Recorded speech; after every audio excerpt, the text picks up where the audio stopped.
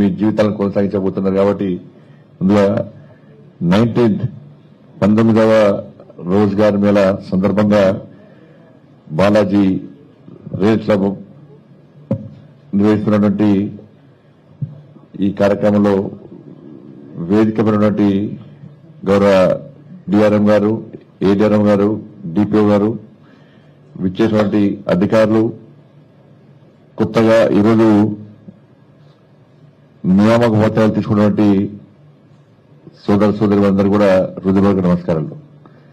ముందుగా మీ అందరూ కూడా హృదయపూర్వక శుభాకాంక్షలు. నా తరఫున, ముఖ్యంగా నరేంద్ర మోడీ గారి తరఫున ఈరోజు కొత్తగా నియామకాలు తీసుకొని ఉద్యోగంలో చేరబోతున్నటువంటి మీ అందరికీ హృదయపూర్వక శుభాకాంక్షలు. మిమ్మల్ని ప్రోత్సహించినటువంటి, మిమ్మల్ని ఈ స్థాయికి తీసుకొచ్చి మీకు అండగా ఉన్నటువంటి ముఖ్యంగా మీ తల్లిదండ్రులకు, మీ కుటుంబ సభ్యులందరూ కూడా హృదయపూర్వక శుభాకాంక్షలు, అభినందనలు. 19th రోజ్గార్ మేళా 2022 అక్టోబర్ 22 రోజు మొదటి 21 ఏమండి కొంచెం కూడా అక్టోబర్ 22 రోజు మొదటి రోజ్గార్ మేళా. చాలా మంది దేశంలో ఇతర పార్టీలు కానీ, కొంతమంది నాయకులు కానీ ఒక్క సంవత్సరం పెడతాను మోడీ గారు, నెక్స్ట్ మళ్ళీ ఉంటాయా అని చెప్పి ఆశ్చర్యం వ్యక్తం చేశారు. మోడీ గారు 10 లక్షల ఉద్యోగాలు నేను క్రియేట్ చేస్తా, 10 లక్షల మందికి ఈ దేశంలో ఉన్నటువంటి యువతకు ఉద్యోగాలు కల్పిస్తా అన్నప్పుడు కూడా చాలా మంది హేళన చేశారు. కానీ ఈ రోజు కూడా వాటిని పట్టించుకోకుండా నిర్విరామంగా, నిర్విఘ్నంగా, ఎలాంటి ఆరోపణ లేకుండా, ఇలాంటి అవినీతి ఆరోపణ లేకుండా, ఇలాంటి మధ్య దళారీ వ్యవస్థ లేకుండా, పైరవీలు లేకుండా 19th రోజ్గార్ మేళా ఈ రోజు నిర్వహించుకుంటామంటే ఇది నరేంద్ర మోడీ గారి యొక్క కమిట్మెంట్ ఏంటో ఒకసారి మనం అర్థం చేసుకోవాలి. ఇప్పటి వరకు దాదాపు 12 లక్షల మందికి ఈ దేశంలో ఉద్యోగాలు సృష్టించి ఇవాళ ఖాళీలు పూర్తి చేసే ప్రయత్నం చేసి 12 లక్షల మందికి ఉద్యోగాలు కల్పించామంటే, ప్రభుత్వ ఉద్యోగాలు, కేంద్ర ప్రభుత్వ ఉద్యోగాలు కల్పించామంటే వారి గొప్పతనాన్ని మనం గుర్తించాల్సిన అవసరం ఉంది. ఇవాళ ఈ రోజే దేశవ్యాప్తంగా 47 ప్రాంతాల్లో దాదాపు 51,000 మందికి ఈరోజు ఉత్తర్వులు ఇస్తున్నాం, మనం నియామక పత్రాలు ఇస్తున్నాం. మనం ఇవాళ ఈ గుంతకల్లోనే ఇది 3వ రోజ్గార్ మేళా. నేను కూడా దేశవ్యాప్తంగా అనేక ప్రాంతాల్లో ఈ 19 రోజ్గార్ మేళలో దేశవ్యాప్తంగా అనేక ప్రాంతాల్లో అనేక సార్లు తిరగడం జరిగింది. చాలా సందర్భాల్లో ఈ నియామపత్రాలు తీసుకున్నట్టు ఆ యువత అడుగుతా ఉంటాను, మీ నాన్నగారు ఏం చేస్తారు, నీకు ఈ అభిప్రాయం ఎట్లేదు సార్? చాలా సంతోషం సార్, మా నాన్న కష్టపడి చేసింది సార్, మా నాన్న లేబర్ పని చేస్తారు సార్, మా నాన్న ఉద్యోగం చేస్తారు సార్, చిన్న చిన్న పని చేస్తారు సార్, నేను ఉద్యోగం వస్తాను అనుకోలేదు సార్, మళ్ళా మధ్య దళారిని ఎవరు అనుకోవాలి సార్, పైరవ్ చేయాలనుకున్నారు సార్, నాకు ఎవరు తెలియదు సార్, నాకు రూట్ లేదు సార్, ఎగ్జామ్ రాస్తా సార్, అటెండ్ అయినా సార్, నేను ఇంట్లో కూర్చున్నా, నాకు ఉత్తర్వులు వచ్చిన తర్వాత నాకు ఆశ్చర్యం ఇచ్చింది, నాకు గొప్ప అనిపించింది.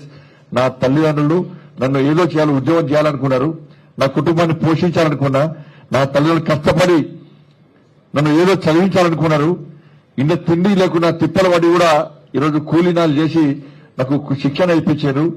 ఇటువంటి పరిస్థితుల్లో ఉద్యోగం సాధిస్తానా అనే అయోమయంలో ఉన్నటువంటి తరుణంలో నరేంద్ర మోడీ గారి యొక్క రోజ్గార్ మేళా ద్వారా నాకు ఉద్యోగం రావడం నిజంగా నా తల్లిదండ్రులు కలను నేను నెరవేర్చామని ఆయన చెప్పి నాకు చాలా సంతోషం ఉంది సార్ అని చెప్పి చాలా మంది చెప్తా ఉంటారు. వాళ్ళ పేరెంట్స్ చూస్తుంటే వాళ్ళకి బట్టలుండయి, కింద కాళ్ళకి చెప్పులుండయి, కానీ నా కొడుకు, నా కూతురు అలా కేంద్ర ప్రభుత్వం, సెంట్రల్ గవర్నమెంట్ జాబు సాధించిందని చెప్పి ఒక సంతోషం వాళ్ళ ముఖాలకు కనిపిస్తూ ఉంటుంది.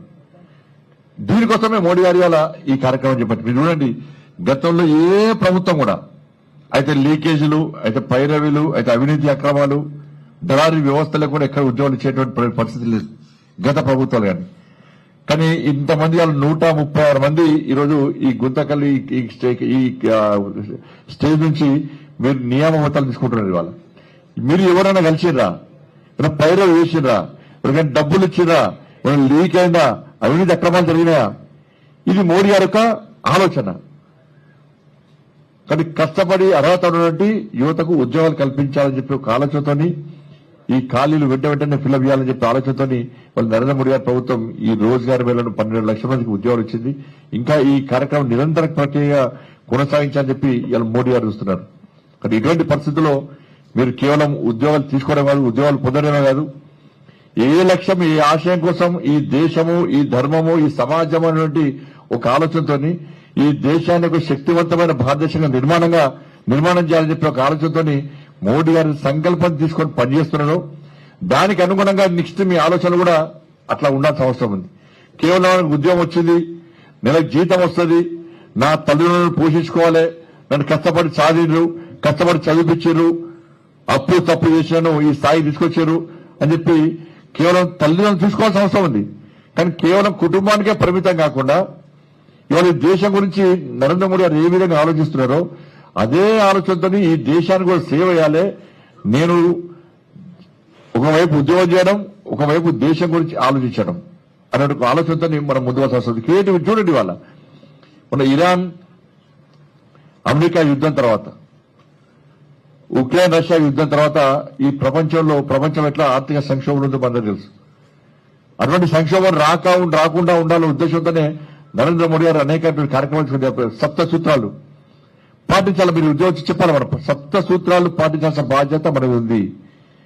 ఇవాళ డీజిల్ పెట్రోల్ షార్టేజ్, ఆదాయాల్సిన అవసరం ఉంది, పబ్లిక్ ట్రాన్స్పోర్ట్ లో పోవాల్సిన అవసరం ఉంది, బస్సులలో ట్రైన్లలో పోవాల్సిన అవసరం ఉంది, వంట నూనె వినియోగం తగ్గించాల్సిన అవసరం ఉంది, వర్క్ ఫ్రం హోమ్ చేయాల్సిన అవసరం ఉంది. కాబట్టి ఇట్లా అనేక సప్త సూత్రాలతో నరేంద్ర మోడీ పిలిపించారు కాబట్టి దాన్ని పాటించాల్సిన బాధ్యత మన మీద ఉంది. ఇండియా పాకిస్తాన్ యుద్ధం సమయంలో అప్పటి ప్రధానమంత్రి పిలిపించినప్పుడు జై జవాన్ జై కిసాన్ పేరుతో ఈ దేశంలోని పౌరులందరూ కూడా, ఈ దేశ ప్రజలందరూ కూడా ఒక్క పూట ఉపవాసం ఉండండి,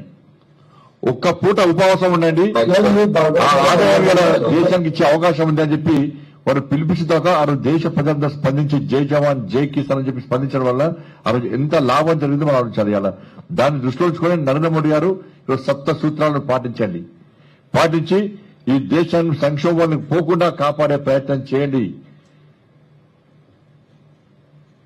ఎరువులను తక్కువ వాడండి. ఇట్లా అనేక రకాల వాళ్ళు పిలిపించారు కాబట్టి దానికి అనుగుణంగా మనం ఇవ్వాల్సిన అవసరం ఉంది. క్రియేటివిటీ ఇవ్వాలి. విదేశీ వస్తువులను వాడే ప్రయత్నం బంద్ చేయండి, స్వదేశీ వస్తువులను తయారు చేసుకోండి. ఏవైతే ఇతర దేశాల నుంచి దిగుమతులు మనం తీసుకుంటున్నామో దాన్ని గుర్తించండి, ఎగుమతులు చేసే స్థాయికి మనం రావాలి, క్రియేటివిటీ ఉండాలని చెప్పి ఒక ఆలోచనతో నరేంద్ర మోడీ గారు అనేక రకాల ఈ దేశ ప్రజల లోపల ఒక చైతన్యం ఎంచుకోవడానికి ఒక ఆలోచన కల్పించడానికి మనం ప్రయత్నం చేస్తున్న విషయాన్ని మనం గుర్తుంచుకోవాల్సిన అవసరం ఉంది. అందుకే దాని అనుగుణంగా మనం దీన్ని ముందుకు అవసరం ఉంది.